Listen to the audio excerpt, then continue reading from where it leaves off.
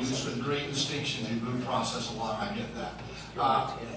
I think the intent of trying to resolve unintended consequences, actually, I think we create more in this situation with the language that exists.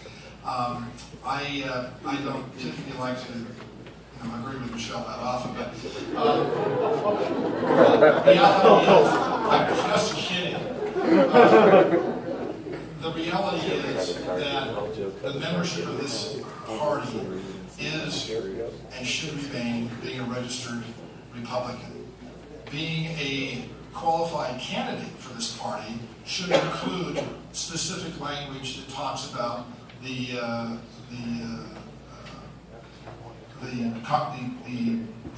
platform and their response to it. There's no, and neither should there be any 70% compliance or anything like that. It's just disclosure.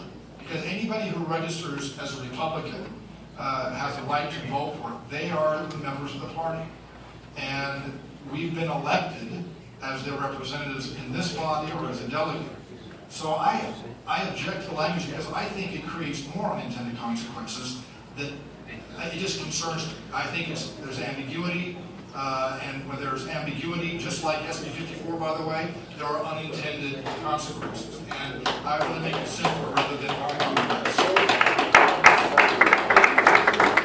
Just a second here. That's why I had the attorney come over. What you're speaking to is not what this is. The judge was fairly clear about membership. So we can't say that, and I'm not speaking to this, I'm just clarifying that I was talking to the attorney.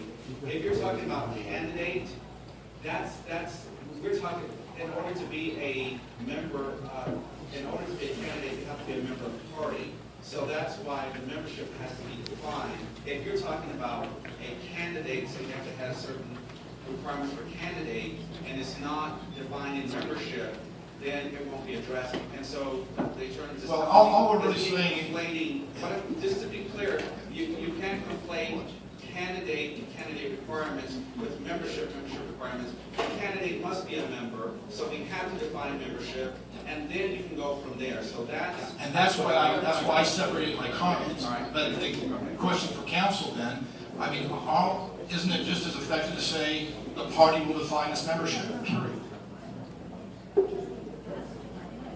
Because then it becomes an issue for our delegates to resolve. I think this just becomes... Is there a time limit on questions?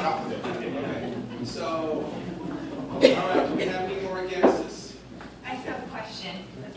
Well, the point of information, right? Okay. What we're going to do for time is we'll take we had that against, we'll do another 4, and then do you think that's enough information for you? Okay, then we'll just wrap up from there. But go ahead. I think I'm speaking for the amendment, and I respect both Mr. Michelle and they have great points of view. However, I think they're coming from a false premise. And that false premise is that we are defining membership further than registered at this point. I see what we're doing is we're saying we are defining membership as someone who is registered and is a resident. But in fact, they don't necessarily have to be a resident because they should be serving overseas or living in another country registered. So actually,